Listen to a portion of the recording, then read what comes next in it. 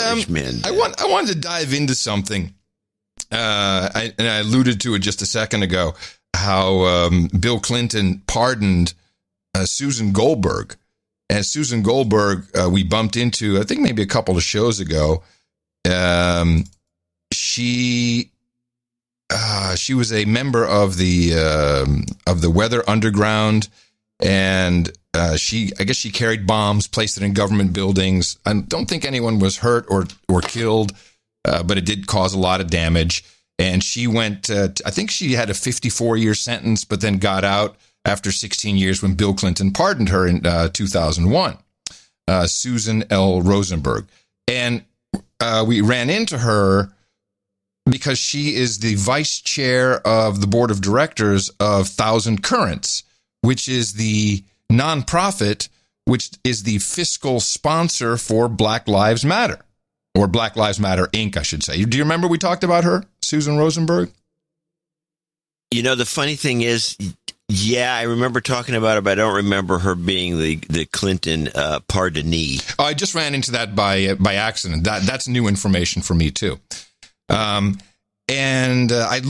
really did a deep dive on Thousand Currents. Like, what exactly? They seem to be more of a pass through than anything. Their mission is we're very concerned about people in the Southern Hemisphere, blah, blah, blah. Nothing really about Black Lives Matter. But I think Susan Rosenberg, looking at her history, she knows how to run nonprofits and do the financing. So if there is a network of old Marxist communists who are infiltrating, then she would be the one to come up with this whole fiscal sponsorship scheme. So Black Lives Matter isn't a nonprofit by itself. It's just a group with a bank account.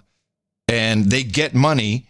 And presumably, just, I don't even know what their status is, this fiscal sponsorship, or this fiscal sponsor, I think it is. It's very odd. So she probably figured that one out. And I think maybe we both had this clip of Patrisse Cullors saying that she was a trained Marxist. Yeah. Well, I dove into that thinking I could connect her to Susan Rosenberg. And it wasn't just that one interview. She said it on a different interview as well. And it's kind of part of her script, I noticed. She's proud of herself. Yeah, she's proud of herself, yeah. I think that the criticism is helpful. I also think that it might... I think of a lot of things. The first thing I think is that we actually do have an ideological frame. Myself and Alicia in particular are trained organizers. We are trained Marxists. We are super versed on sort of ideological theories, and I think that what we really try to do is build a movement that could be utilized by many, many Black folk. So, super versed. I don't know what that means, but it sounds like some kind of badge. She's super versed as a trained Marxist. By coincidence, or maybe not, I was talking with Mo, and he gave me a little bit of background on Marxism with ADOS, or African Americans, dating back to the 30s. And I had no idea that let's say blacks in the South, that they were kind of, they weren't actually recruited, but they were drawn to communist stooges who were out trying to get get workers unionized and cause trouble in the United States. And so I just... Yeah, but you have to remember, yes, this is true. And actually probably even goes into the 20s, but you have to remember that in the 30s, during the Depression, half the country was being lured by the communists and Marxists. No, that's the beauty of it. Including half of Hollywood. They didn't actually go after, they weren't intending to go after blacks. Here's the story. How did the Communist Party get started in Alabama? In 1928, the communist position internationally was that African Americans in the South have the right to self-determination, meaning they have the right to create their own nation in the South. And it's a position that came out of Moscow. It came from other black communists around the globe. And with that idea in mind, they sent two organizers to Alabama, and they went to Birmingham. And they chose Birmingham because it was probably the most industrialized city in the South. And they went there thinking they would organize white workers, and from white workers, black workers would follow. But no white workers would come forward. And so the first two organizers was a guy named James Julio, who was a Sicilian worker who had migrated to Alabama, and another guy named Tom Johnson. And together, they went out looking for white workers, and black workers came. And black workers came in fairly large numbers right away, because for them, they had a memory of Reconstruction, a memory of the Civil War. And in that kind of collective memory, they were told that one day the Yankees would come back and finish the fight. Well, when they saw these white communists, they said, oh, good, the Yankees are here. We can't wait to join. I thought that was really interesting that they went there to get white workers, and the blacks came, and they kind of, I guess they got hoodwinked. And, Well, I think that's kind of a patronizing story, if not. It's very simplistic. It's very simplistic. Not as though the black people that showed up for this meeting were stupid. Absolutely necessarily. Not. No, absolutely not. I think they were lied to. That's what I think. It doesn't really matter. I'm just showing this. You have to remember again. There's lots of commies all over the place during the 30s. Right, and I think to take over the country. They were trying to overthrow the government. Besides the fact that the Democrat Party was trying to overthrow the government of Roosevelt with the attempted coup. Yes, and exactly. So the whole place was a mess. My dad used to tell me these stories about the Depression era, and it's kind of like it is now, which is a depression. Okay, so I'll just jump ahead. I don't have to prove that there's been a lot of Marxist influence on African Americans, but not to turn them into Marxists or communists, but to use them as a tool. As a tool. Use the right word. And dupe as a dupe. Dupe. Okay. Dupe is the word. So I'm glad that your dad would yap about that, and I'm glad that you say it's very similar to now. As I found the Democracy Now! Clip, here is Patrisse Cullors, once again, co-founder of Black Lives Matter. And let's see if we can tie her into any of these groups from, of course, not the 30s, but maybe the 60s, 70s. As you began to develop the Black Lives Matter theme, and also talk about the strategy. You mentioned you had come out of the Strategy Center. What was the Strategy Center? Well, I'm a trained organizer, and so I think sometimes people think that because Black Lives Matter is the biggest thing, that's the first thing I ever did, and it's not. I was trained knocking on doors, getting on buses and passing out flyers and getting people to join organizations. The Labor Community Strategy Center is my first political home. It's where I would be a part of what it's famous for, which is the Bus Riders Union. Started by an old friend of mine. Yes, Eric Mann. That's my mentor. Eric Mann, double N. Does this ring a bell? Oh, it sounds familiar, but it doesn't ring a bell. Another Weather Underground member.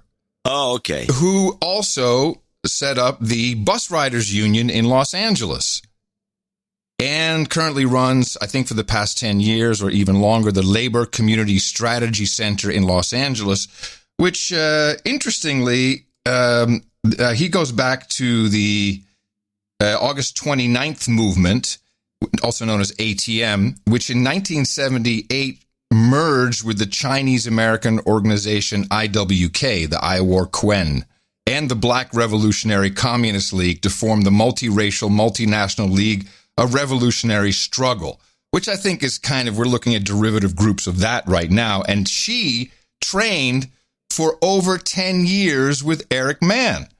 So you got to think maybe she picked up a few tips. So I found a 2010 workshop online by Eric Mann called the Transformative Workshop. It's at a university. I'm not sure which one, but possibly in Los Angeles.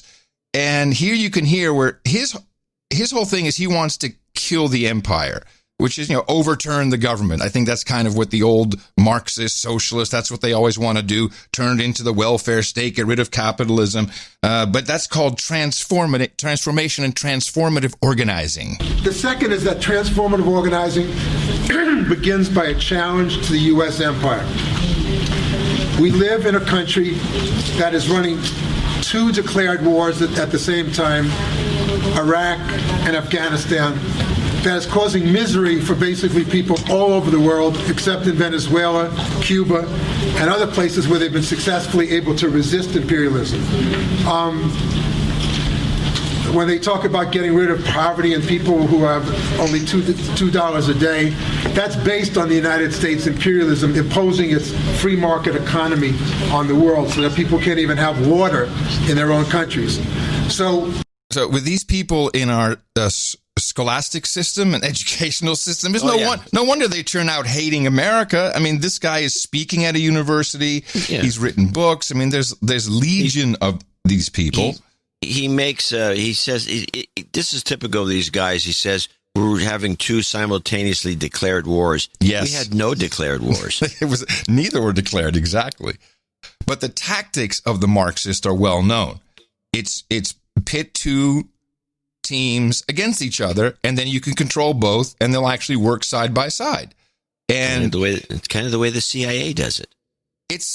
I think it goes back to Hegel. It's been around for a while, this concept, but you can do man, woman, might sound familiar. You can do race, black, white, but it's not really about the black or the white or the man or the woman. It's about weakening the empire to overthrow it, as he explains in this clip. When I got involved in the movement, it was for civil rights and against the war. And very quickly, civil rights started calling itself black liberation. And the against the war was Vietnamese liberation. So we were part of an anti-racist, anti-imperialist united front, and we all became radicalized. And I think that's what we want to do today, is bring this into low-income communities of color, because we believe that these advanced ideas are not imposing our agenda on somebody. It means that we're somebody, that we have views, we're part of the community is divided, we'll bring those ideas in, and the community will decide if they want them. They're free agents, but it makes no sense to go in and say, I have no agenda, when you do have an agenda. Yeah. And they do have an agenda. The agenda is to overthrow the empire. But these groups, this guy and trained Patrisse Cullors, see race as a tool, or use racial groups as stooges to achieve their overthrow of the empire. Transformative organizing focus on society's most oppressed and exploited classes. It's a strategic alliance. Strategic. We believe eventually that the vast majority of the people in the United States can be won to an anti-racist, anti-imperialist politics. But that's going to be very, very hard, and you have to start somewhere. We start with the intersection of the Black and Latino community as a strategic alliance that's central to building a broader multiracial left. And within that, the role of the Black and Latino working class, including defining the working class as women in the home, bus riders, prisoners, people on AFDC, yes, factory workers, people at the point of production. But there are many ways to organize the working class besides just as workers, because they're working class every minute of their day. So we have a bus riders union. We have community rights trying to get kids out of the pre-prison system. Those people are just as working class as a factory worker. So it really doesn't matter, as long as they can get a pro and a con group together, they'll use it to weaken the system. And this is the only clip that really matters, this one, because I think that this type of thinking that clearly is in universities, probably in grade schools, and has taken over the woke infrastructure with Black Lives Matter is in fact this dishonest crap that they're doing to weaken society. It's not about race. It's not about LGBT. You think you're special. No, they don't care about you. This is identity politics, which I agree is where the Democrat Party is all in on this. And this is what really matters. He answers the question, what do you actually want? When you're involved in a movement, they always say, well, what do you people want? When you're not, when you go to the police station or you go to the university. So here are some things we want that we think are systematic with transformative organizing. Systematic transformative organizers. Yeah, they're all caught up in these terms. This is 10 years ago, though. This is 10 years ago. It's not that long ago. Well, here we go with the list. The show's older than this guy's speech. Free the U.S. 2 million prisoners. No prisons. U.S. out of Afghanistan and Iraq now. Bring the troops home. Troops home. Woo! We want the social welfare state, not the police state. We want 100,000 more buses, new hospitals, mental health clinics and public schools, and 100,000 less police. Sound familiar? Free, safe, and legal abortion with public support and financing, and minors having the right to abortion without parental consent. Reparations for the transatlantic slave trade to the peoples of Africa, the African diaspora, black people in the U.S. It's a long list. Unconditional amnesty and option of citizenship for 12 million immigrants. Open the U.S. border. Open the borders. Full democratic rights and equality for LGBTQ people. All right. Shut down the 810 U.S. bases of military occupation. All right. Stop the traffic of women and girls, which is very related to those 810 bases. Probably true. Reverse global warming. Stop offshore drilling. Restrict the oil. Global warming. The Bolivian proposal for the Kyoto Treaty that will reduce greenhouse gases to 50% below 1990 levels by 2017. There's your climate change. That's Evo Morales, not Barack Obama. Self-determination and sovereignty for the Palestinian people. Yeah. Hello, Ayanna Pressley. That's always got to be in there. It's got to be in there. It's code. Yeah. Jobs or income now for the 32 million unemployed. Yep. Guaranteed jobs. Remove all CIA operatives from Venezuela and other third world countries. Protect the communists. And stop the embargo on Cuba. Get rid of Marco Rubio. Finally, end the war on drugs, the war on crime, the war on gangs, and the war on terror. Okay. So, if it sounds familiar, that's because I think that's been going on. Well, it's very familiar. It's also on the list of the radical abolitionist movement web pages. Yep. It's been there for years. None of this is new. None of this is should be a shock to anybody. No. I'm sure you got the 10-year moment. I bet you go back 20 years, you'll find another example of it that is limited. It's the same, but they put the trendy things in, like climate change and they LGBTQ, whatever. But a lot of people don't realize it. They just say, oh, it's Marxist, it's social. No, they don't really know what they're talking about. And to me, that kind of brought it all into clarity. Okay, when we say this, or cultural Marxism, whatever you want, it's this. It's this, and it's not to solve anyone's problem. It's only to ultimately get rid of the police, get rid of the army. Yeah, so they can walk in, I guess, and they prey on weak people. Dummies. And I think Patrisse Cullors was primed, that she was ready to be sucked into this. Listen to this. Is just a few quick clips about her growing up, and it sounds a little reminiscent of Robin DiAngelo. I grew up queer. I grew up as working class, queer, black woman, and single parent household. No father. My father was in and out of prison, addiction. Both basically all my family is just like the kind of typical life of black working class people. So she's 17. I'm sorry. I don't think that necessarily being a drug-addled is a life of typical black working class people. No, that's her generalization, but this is her recounting the story. Way, she's a wreck. Everything's, she put the checklist down. Let's follow what she has to say. She's obviously the one to follow because of her background. This is like insanity. But okay. So let's follow her for a second, because you're going to see the model is there. This is the easy prey. I think for me, when I came to the organization, when I was organized into the organization, I was... Ooh, how about that for some cultish language, huh? When I was organized into the organization. I think for me, when I came to the organization, when I was organized into the organization, I was 17 and a half. I was really angry. And I didn't have a direction. I just was spewing anger. I was angry at what I bared witness with my family and police brutality. I was angry that my mother had to work 3 jobs and she never slept. I was angry that just like there were so many things that I was looking at and so many things that I was angry about. And Damon Azali and Jaron Brown, who's in the room today, who's a part of Power, who I joked with. I said, hey, remember how I was 17 and a half and you organized me? Organized me into the bus riders union at the time. And what actually... it's cult code, or they're laughing about it. You remember when you organized me? There's obviously some kind of ritual or something they do. That sounded like she got laid. Caught my attention. I was... they had showed a 10-minute clip of the bus riders union, and there was this scene in the film where there's a black woman organizing on the bus, and there's a Korean woman organizing in the back of the bus.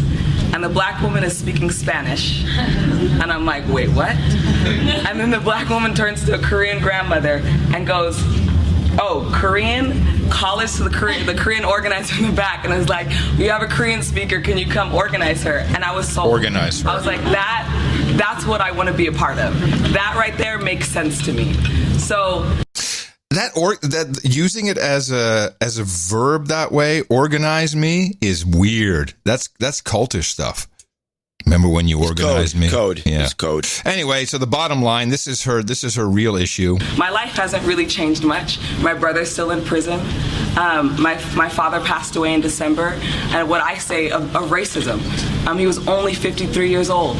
And he passed of racism because this country killed him. Okay, so there's some hatred there. Some severe hatred issues. This country killed him. So no wonder. And she is organized.